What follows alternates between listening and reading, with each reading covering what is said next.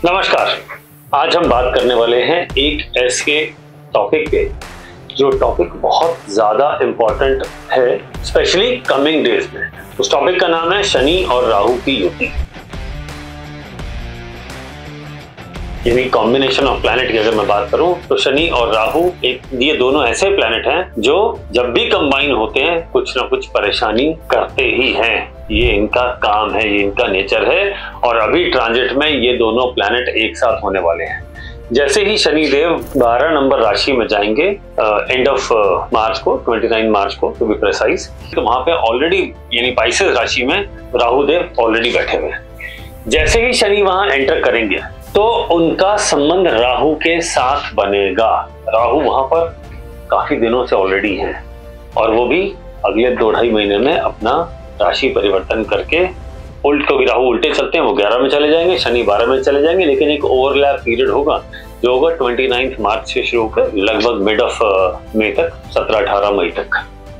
तो ये जो पीरियड है, अगर मैं बात करूं राउंडेड ऑफ कर दे तो 1 अप्रैल से लेके 15 मई तक, लेकिन थोड़ा 10-15 दिन पहले 10-15 दिन बाद तक भी रिजल्ट रहता है। तो मैं कहूंगा कि 15 मार्च से लेके 1 जून तक का जो इम्पैक्ट है इस प्लैनेटरी कॉम्बिनेशन का, क्योंकि इन दोनों का जैसे हमारा ऑरा होता है वैसे इन प्लैनेट का भी ऑरा होता है, ओवरलैप होता है, तो असर आना शुरू हो जाता है, सिम्टम्स बनने शुरू हो जाते हैं। लेकिन शनि और राहु की युति जब बनी तब कोई ना कोई परेशानी जरूर आई है। जिस चार्ट में बनी है, मान लीजिए किसी के जन्म के चार्ट में यानी बर्थ चार्ट में शनि राहु की युति है, तो वो ये सबसे खराब योगों में से एक माना गया है। तो इसका मतलब ये है कि इन दिनों में जो बच्चे पैदा होंगे वो लाइफ के किसी न किसी एरिया में परेशान रहेंगे। Answer is yes. लेकिन कुछ ऐसे प्लेसमेंट भी हैं जहां पे होगा तो वो इनके लिए राजयोग कारक हो जाएगा। तो इसका मतलब 100% लोग परेशान नहीं होंगे। इसी तरीके से बहुत सारे लोगों की कुंडली में शनि राहु का योग है, जिनको आप और हम भी जानते होंगे। सारे परेशान नहीं है, कुछ लोगों के लिए तो राजयोग कारक भी है। तो आज के वीडियो में मैं यही बात करना चाहता हूँ कि ये है तो नेगेटिव ही होगा, लेकिन कुछ जगह ये अच्छा रिजल्ट भी देगा। अगर ये मान लीजिए 6ठे घर में पढ़ रहा हो या 11वें घर में पढ़ रहा हो तो एक बहुत बढ़िया रिजल्ट देगा। ये लगन से भी देख लीजिएगा और आपके बर्थ के चंद्रमा से भी देख लीजिएगा। For them it is a good yoga. और चंद्रमा से अगर तीसरा हो तो भी अच्छा रिजल्ट नॉर्मली देता है, प्रोवाइडेड वो किसी गलत हाउस में लगन से ना बैठा हो। ये इसका बेसिक फॉर्मूला है जहाँ पे ये अच्छा रिजल्ट देता है। बाकी जगह कुछ ना कुछ परेशानी जरूर क्रिएट करेगा। तो इसका मतलब सब आप ये कहना चाहते हैं कि 3 ही घरों में अच्छा है, बाकी 9 में खराब है? जवाब है हाँ। इसका मतलब ये कॉम्बिनेशन 3/4 लोगों को परेशान करेगा। Answer is yes. किसी न किसी जीवन के पहलू में, किसी के लिए रिलेशनशिप होगा, किसी के लिए करियर होगा, किसी के लिए इन्वेस्टमेंट होगा, फाइनेंस होगा, हेल्थ होगा, वेल्थ होगा, चिल्ड्रन होंगे, ट्रैवल होगा, परेशानी तो रहेगी। तो ये सावधानी का पीरियड है, क्योंकि छोटा समय है, इसको निकाल देना ही आराम से ठीक रहेगा। लेकिन कुछ बातें मैं इसके बारे में बिल्कुल साफ साफ कहना चाहता हूं, जो हमारी सारी ऑडियंस को बताना चाहता हूं। अवेयरनेस पर्पस है इसका कि जब ये शनि राहु की युति होती है उस वक्त अगर आपकी हेल्थ खराब है या नई कोई हेल्थ की डिजीज लग गई है तो उसको रिकवरी करने में बहुत समय लगेगा। दूसरा, अगर इस वक्त आपने कोई कोर्ट केस, आपने कोई नई दवाइयां शुरू करी तो इसका रिजल्ट आने में बहुत समय लगेगा। उस वक्त को थोड़ा अवॉइड करें। अगर स्थिति क्रिटिकल ना हो तो नया कुछ शुरू ना करें, क्योंकि जो इस बीच में नया शुरू होगा वो लंबा ही जाने वाला है, वो जल्दी खत्म नहीं होगा।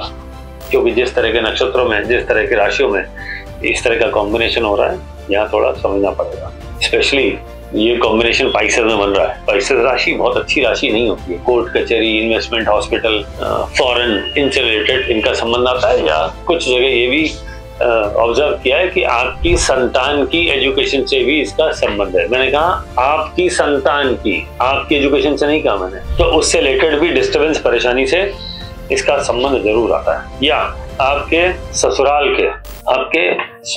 के रिश्तेदारों को परेशान कर सकता है पाइसेस राशि। तो इन लॉज की साइड के रिलेटिव्स, अब आप कहेंगे अगर 2 जनों की शादी हुई है तो इसका परिवार भी शामिल हो गया, इसका भी शामिल हो गया। Answer is yes.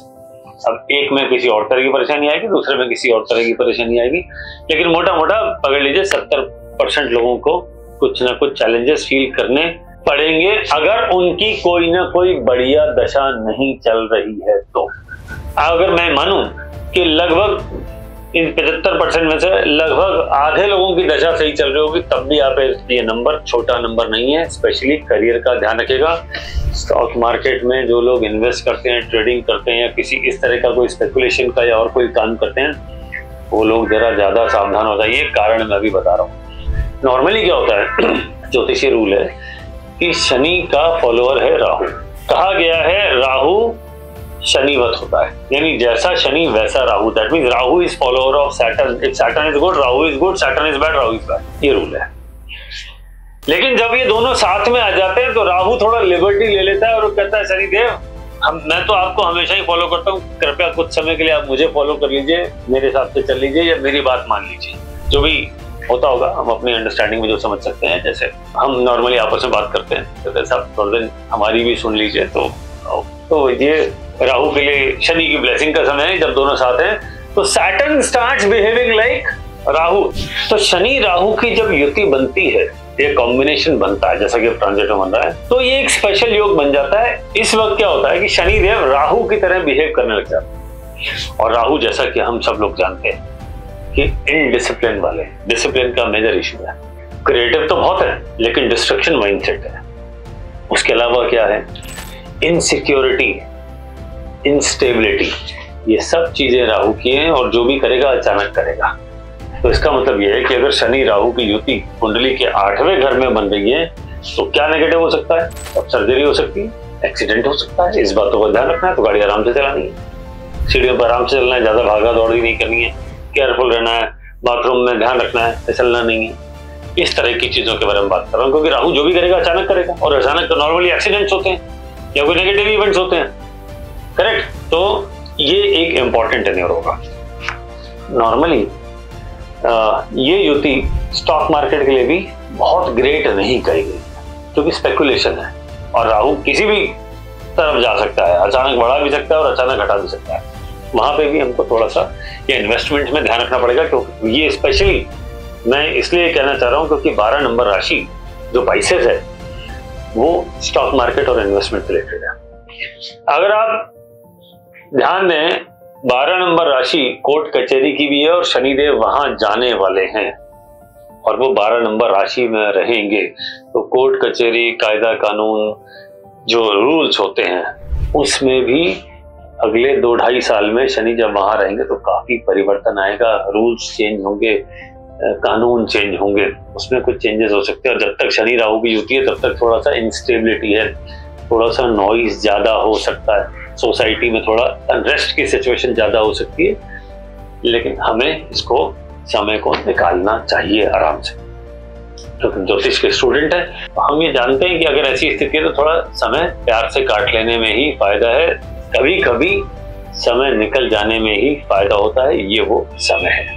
और इसके बारे में काफी लोग ऑलरेडी बात कर चुके हैं, मैं आज अपना एक पॉइंट दे रहा हूँ। ऐसे ही ये निकलेगा, राहु आएंगे 11 नंबर राशि में और शनि जाएंगे 12 नंबर राशि में और बृहस्पति का भी ट्रांजिट मई के महीने में हो जाएगा। वहां से थोड़ा सा स्टेबिलिटी आना शुरू होगी, थोड़ी सी शांति शुरू होगी और ग्रेजुअली चीजें करेक्शन की तरफ बढ़ेंगी। दिवाली आते आते तक काफी चीजें ठीक हो जाएंगी और कुछ चीजें दिवाली के बाद ठीक हो जाएंगी। तो मेरा मानना ही है कि ये साल 2025 एंड तक जाते थे कंपैरेटिवली ठीक हो जाएगा।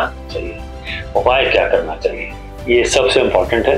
क्योंकि अगर किसी को भी कोई नेगेटिव फील होना शुरू हुआ है, नेगेटिविटी आ रही है, नेगेटिव माइंडसेट हो रहा है, थोड़ा डिप्रेशन की तरफ जा रहे हैं, तो सबसे बढ़िया उपाय है शिव जी के मंदिर में जाकर दूध चढ़ाइए और पानी में थोड़ा दूध डाल के आप भी नहा लीजिए। उससे धीरे धीरे नेगेटिविटी दूर हो जाएगी। समय मिले, बीच में मौका मिले, याद आए तो कभी पानी में थोड़ा नमक डाल के उससे भी नहा लेना चाहिए। वो भी हमारे ऑरा को क्लीन करता है ओवरऑल।